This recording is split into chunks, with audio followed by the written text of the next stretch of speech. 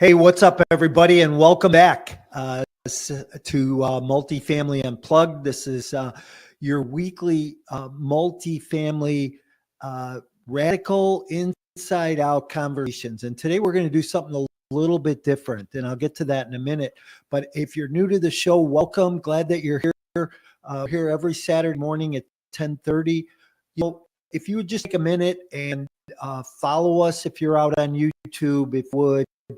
Subscribe to our channel. We're always bringing good relevant content to you that's going to help you grow your multifamily business. Everything educational to strategies, techniques that will help you accelerate, especially being in the new year. If you are following us on social media, just love us. Share this with somebody else. You know that we help a lot of people. We've made a major impact in the community and continue to do so. So thanks for being here. Grab your coffee and buckle up. Okay, so a couple of things. Today's word is mindset, and I want you to keep that in mind as we walk into this. I really feel that as an entrepreneur in the multifamily business, in the real estate investing business, that mindset is so critically important. My guest today, we're going to talk about that. Jay LaGuardia has a company, Triple P Life.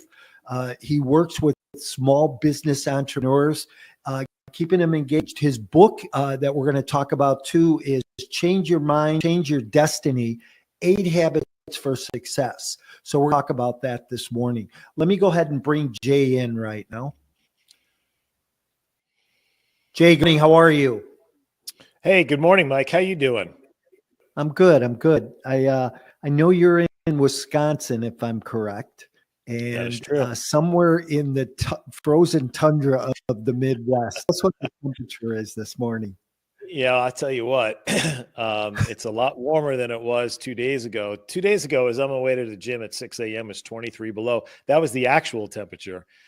My goodness. Yeah. So this morning it's a balmy -2. Compared to that. Yeah, so it's like spring. You could probably be outside in a t-shirt. Yeah, absolutely. Hey, welcome. Glad you're here. I know we've been trying to get this on books for a long time, and I'm so excited to hear what you have to share with the audience morning. As I get going, I always ask one question, and I keep saying, this next book I'm going to write is this one word book. But in one word, what best describes you personally and professionally? Wow, that's a tough one. Okay, so the first word that popped into my mind is tenacious. I love that word. I have a short story about that, but how did you get to be tenacious? Where did that come from for you? I don't believe anybody's born like that, but I think it develops over time.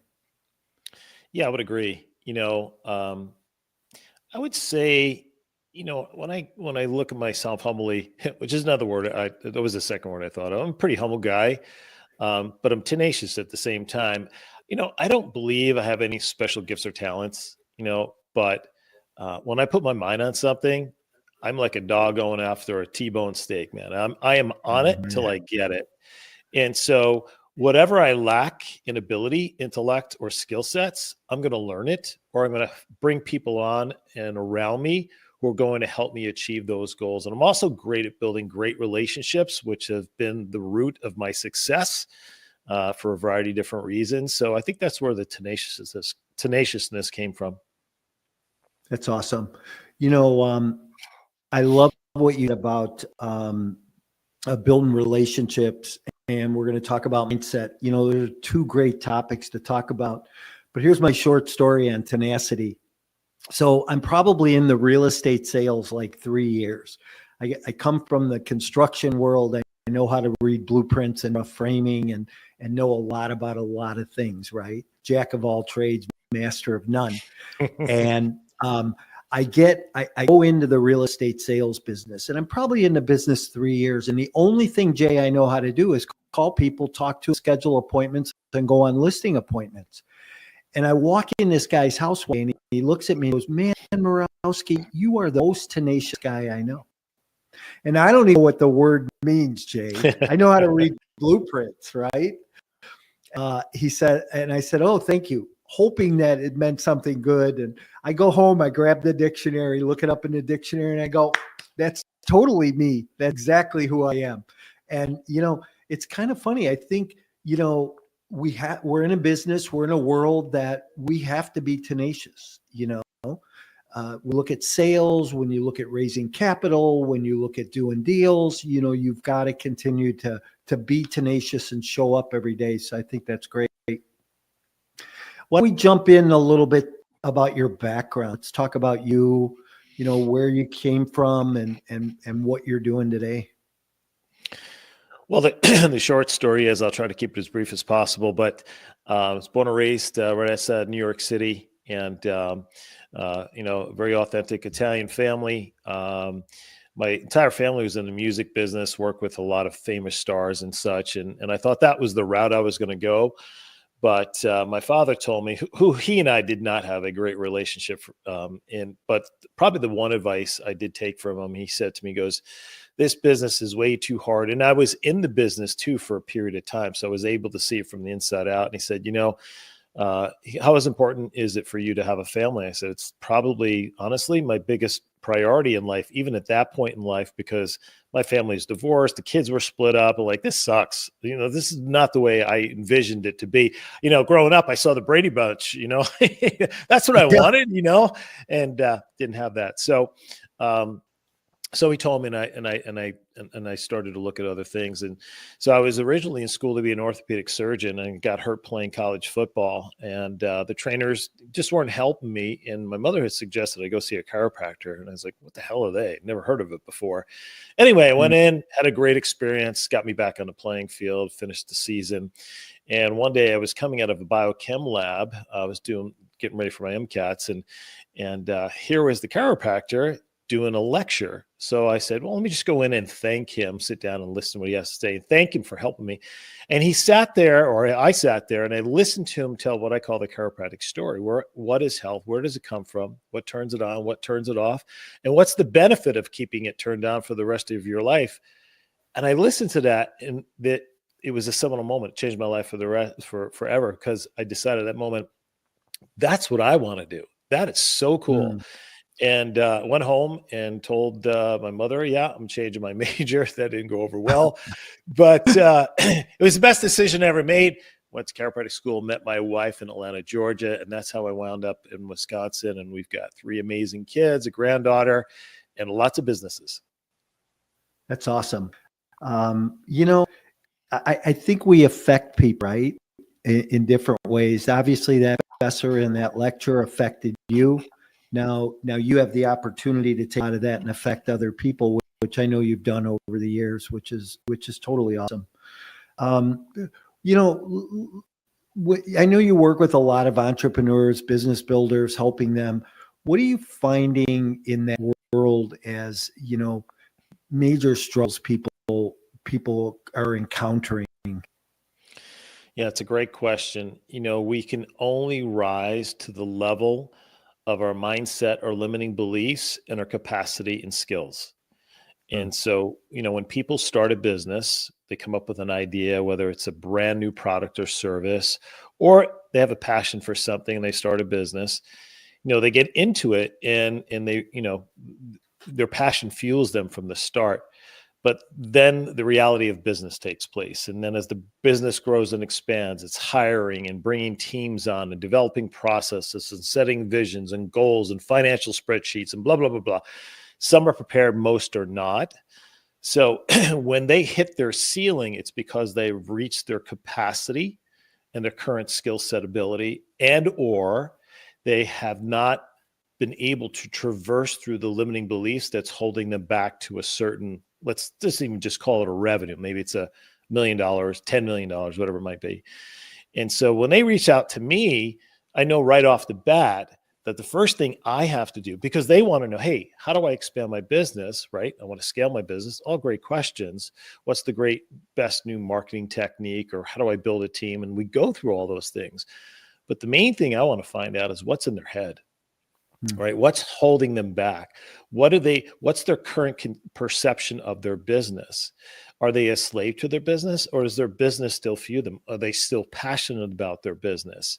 And so I have to get inside their head first to figure out strategically where we need to go within the business. Because if one of my monikers is growing people grow businesses. So if a business is stale, oftentimes the leadership team, or the CEO is stale as well too, or stuck as well too.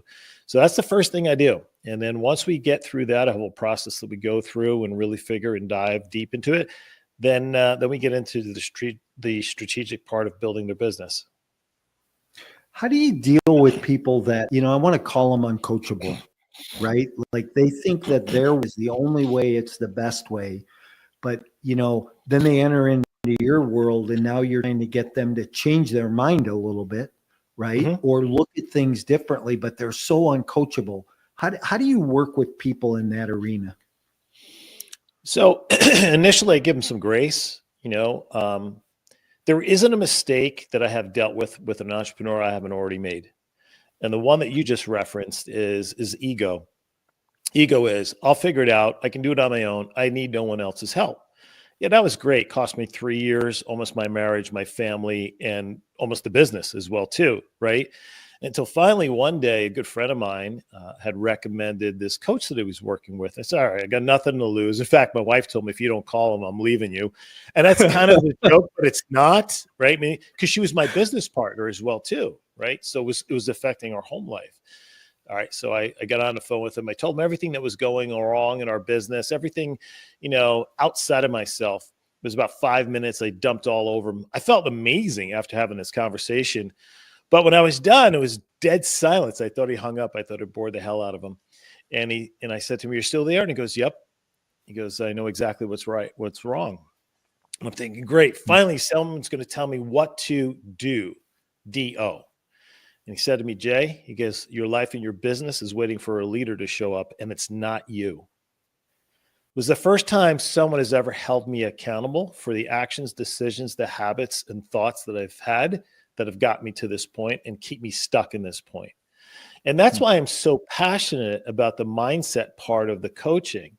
So when I have a client who comes on, the first thing I lay out is let them know that this is what we're going to do. And if you're not okay with it, then you're not a good fit for our organization, because you got to grow personally as you grow your business. Again, your business can never outgrow you. I always tell people you have to grow personally in order to grow professionally. And it's Yes. that stretching, right? Get outside of your box, do something that's bigger than you ever, set, like Jim Collins talks about in his book, Good to Great, set those big, hairy, audacious goals, right? Yeah. But, the mind works like a rubber band. Every time you stretch it, it never goes back to its original elasticity, 100%. 100%. A friend of mine, Garrett Gunderson, the author of What Would the Rockefellers Do and Killing Sacred Cows, both best-selling books. He writes in his book about HLV, human life value. And he talks about his story and this co-author of the story and how they got to the point where they're at right now, and the conventional form of financial investing and advisors and and why so many people, as as they age and mature and they get to retirement and they're living off savings, they have no income, and that's such a precarious place to be, because now your income is dependent upon market returns and so on and so forth, and it's risky. And the reality is, by the time you hit 70, right, a significant percent of those people will outlive their savings. So that's a little sidebar, but the point he talks about is what creates wealth is your human life value. It's who you are that creates abundance and wealth in your life. Sure, does some people just step in it and get lucky and become wealthy? Yes, but typically those people aren't the ones who sustain the wealth long-term, because they don't know what the hell to do with it. Yeah. So what's your human life value? Well, that's great. So it's based on my core values as a person, right? And so my human life value is one of my beliefs is is to constantly and never end personal growth and development, right? Until the moment I die, I still feel there's room to grow and improve as a dad, as a husband, as a grandfather, as a business owner, and as a leader. I never accept status quo. Number two is, of course, is my family, right? They're the root of my life, and without them, life would not be worth living. Number three is my health. I invest every single day in my health. I work out every day. I've been doing it for 36 years. I haven't missed, well, that's not true. Some weeks I've missed 1 or 2 days, but I haven't missed a week in 36 years. I'm very precise with my diet. And of course, entrepreneurship, right? I love creating things. Even now, we just opened up a new business, and people ask me, "Hey, man, you're 60. Why are you pursuing? You don't need to do this." It's because this is what I love to do. I love to build things. And I love to create value for people in their lives that can help change and improve their lives and give them the foundational tools necessary to live their best life. That's what I've always done. And, whether it's with real estate or my clinics or other businesses, gyms and things like that, everything has to meet that mission and purpose standard. Yeah, that's awesome. Hey, I'd written a question down a couple minutes ago that I think is kind of relevant for what we're talking about, but I don't think we can do this. But what happens to somebody that they change their mind, right? So, how do you think that you or I impact somebody in our coaching roles that we help somebody change their mind? Because I can't tell you, Jay, hey, you can't think that way, or Sure. you can't think like this. But how do we lead them to that place of wanting to, first of all, and then Sure. taking action and changing their mind? Yeah, well, what you just said is key, right? So we do an initial assessment when we start to work with a client to find out, are they really committed to growth and change, not only in their business, but personally? So if someone is not 10 out of 10 committed, and it could be their mindset, the habits, behaviors that they engage in each and every day. If they're not 100% committed, it's never going to work. Why? Because it takes work. And that's why I wrote my book, Change Your Mind, Change Your Destiny. What I left out in my life story is that, my father left when my mother got pregnant with me. I didn't know him till, later in my, in my childhood. I carried all this anger and resentment, abandonment, all the stuff that, a lot of people, probably even your audience experiences. And for me, that created anger. And so I was not a pleasant person to be around. I was volatile. I was, always looking to stir up trouble. And I mean, literally, my current wife of 36 years, when we first started dating, I was 23. After about 6 months, she goes, "I love you more than everybody in my life." She goes, "But I can't live with you." And we were already engaged. And she said to me, she goes, "If you can't change, I don't think I can do this." And that was the first moment when I realized I got to do some work on me. And so 100% commitment. She meant everything to me, and I wanted to spend my life with her. So that was where the 100% commitment came in. And then I started to do research, and then I hired a coach, and I learned these success habits that changes your mindset, not just figuratively, but literally how it rewires the brain, the subconscious mind, through a process called neuroplasticity.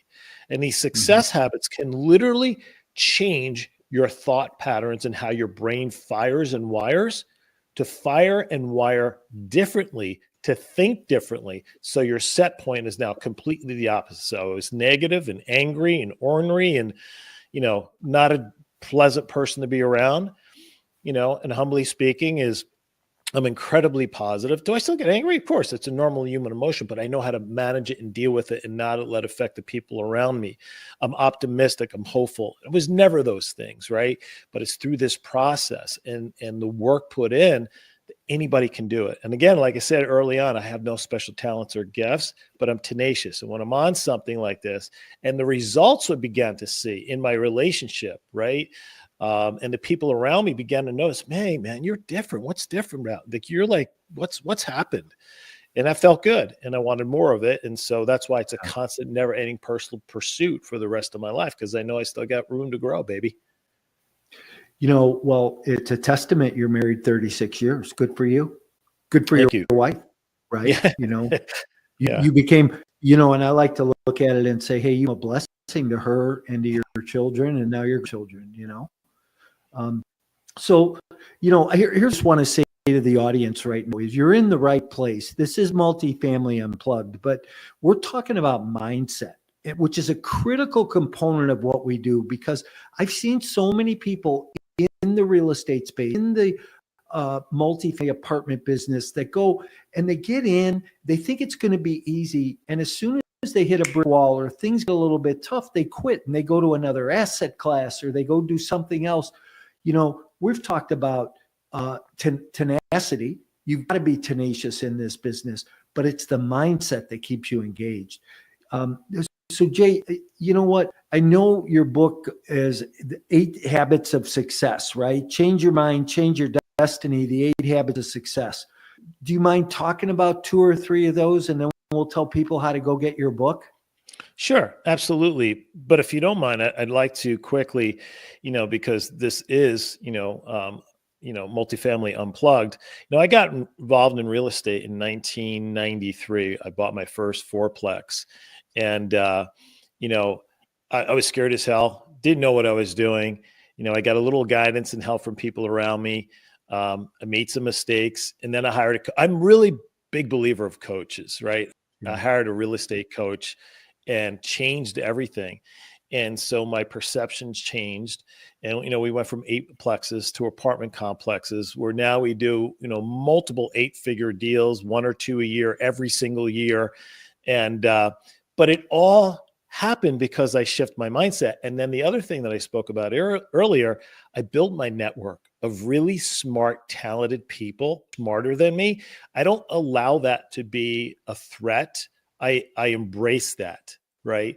Because if we all have the same skill sets, well, most of us are not necessary then. So people with unique, very special talents and skill sets that bring together as a group that we have, that has been very, very successful. And so, but again, it started because we changed our mindset. But I'd love to talk to you about a couple of these. And I just mentioned one. So I'll just go over them quick. The 8 habits are dreaming, it's mentoring, authenticity, gratitude, visualization, affirmation, and goal setting. So I talked about one briefly, and that's mentors or coaching. I believe we rise or fall based on the people we surround ourselves with. I've yet to find someone who's successful, who is not willing to reach a hand down and help us along the way. I think successful people feel an obligation to share their wisdom and their knowledge. So what I implore your audience to do is to find people who are more successful than you and take them out for a coffee and ask them, how did you become successful? What's the secrets to your success? People love that. And it's amazing what they're willing to do to help you along your path. So whether you have the money to hire a coach or not, you can certainly go that route. If you're the smartest person in the room, you need to find a new room, and mentors can help you do that. The other 2 that I would talk about here, which was significant for me, first is gratitude. It's impossible for your mind to have 2 conflicting thoughts at the same time. So I trained my mind when I started to feel anxious or angry to step back and first acknowledge that emotion. I'm feeling angry. It's okay. It's a normal human emotion. I'm not bad. It's just, it's my trigger. And then I would acknowledge, where am I feeling it, right? How is it manifesting in my body? So emotions are feelings of the brain, right? Expressed through the body. And so whether I'm feeling tight and tense, my heart rate's up, my respiration's increased, my palms are sweating. So first acknowledge it. And then the third step is what I do is, okay, how do I want to feel in this moment? So the easiest thing for me to do is, well, if I'm feeling gratitude for whatever, I'm not going to be angry. So I would think of something that would make me feel grateful. oftentimes it was family. Sometimes it was just the fact that I had a roof over my head and it's 23 degrees below zero outside. It doesn't have to be anything too crazy. But then I want to sync that with my body, right? So how does it feel when I feel grateful? And you've all felt that way, right? You feel light and you feel joyful and you feel you're calm and you're relaxed. There's no tension in your shoulders and you're breathing very steadily. And so I kind of set it into my body. So gratitude is a big thing to help me control my emotions and to determine how I choose to feel in that moment rather than being a victim of the moment. I can choose how I want to feel in the moment. And then the third one, which had the biggest impact, is meditation. I started my meditation practice in, I think it was 1992. It was a funny story. I was going through all these things, and we went into a Borders bookstore with my oldest daughter. She liked to read books, so I said I would take her to buy a book. And this guy's honest truth. I walked into the door, and there was like the hand of God touched me. And I went to the back of the bookstore to this place I'd never been before, to this specific shelf. It was on the bottom. And there was a cassette by Deepak Chopra on the spiritual teachings of meditation. Hey, And you're dating yourself by talking about cassettes, by the way. I know. Yes, absolutely. No question about it. But that's how long I've been in this practice, right? So I took it and I did it every single morning. I would get up early and I'd do the meditation. And I learned how to control my thoughts. Meditation is the most effective way to rewire the subconscious mind, because when you become meditative, right, the brain waves that you get into, which is called theta, is the state just before you go to sleep, right? You say, so you have beta, which is consciousness, alpha, which is just below consciousness. You're in a conversation, but you're thinking of something else. That's alpha. And then you have theta, where you're, just about ready to fall asleep. But that's the most auto-suggestive the brain is, and the easiest way to rewire it. So I would visualize and meditate on certain things. And after about 3 months, there was a radical shift in every aspect of my life. And then I started to use it to meditate growing my business. I would visualize what my business would look like in its ultimate success. And and one of my cars, my license plate is visualize, because the mind can't tell the difference between an actual event perceived and one vividly imagined. So when you put it into your mindset, to the brain, it's already occurred. Then you naturally start to take the steps to move in that direction, whether you know it or not. So I would say those three are the biggest that were most impactful for me. That's awesome. I'm a huge advocate of meditation. I'm really Joe Dispenza, follow a lot of Joe work. Deepak Chopra, love him even today. Jay, this has been unbelievable this morning. It's funny how time goes by and quickly speeds by. But here's a question I have for you. Every year I do a virtual summit. It's a 2-day event. I have about 20 speakers, and we talk about everything real estate investing, multifamily. And I'll always have somebody on talking about mindset. I'd love to have you be our opener in October this year, talk mindset on this summit. I'm humbled by your invite. I would absolutely love to do that, Mike. Thank you so much. Yeah, I'll have my team get to you with dates and that, and get it on your for you. So fantastic. I appreciate that. But tell people how they go and get your book. You can find it on Amazon, or you can find it on our website, powerpassionprosperity.com. They can follow me on Instagram, Facebook, LinkedIn, all your, at Dr. J. LaGuardia. Of course, our podcast, Triple P Life, you can find on any of your favorite podcast apps. We're now 6.5 years in. So if they like what they heard today, there's a lot of that and so much more. We talk about business and entrepreneurship and finance and so forth. Yeah, awesome. Well, I really appreciate you being here. You hang out with me for a minute or two in the back. I will say goodbye and then come back to you. Yeah, I'd be happy to, Mike. Thank you again. I appreciate it. You bet. Thanks. Hey everybody, what a great show this week. Sometimes I invite people on my show not really knowing where we're going to go. And as I said to Jay early on, I said, we'll probably wind up in some rabbit hole trying to figure out how to get out.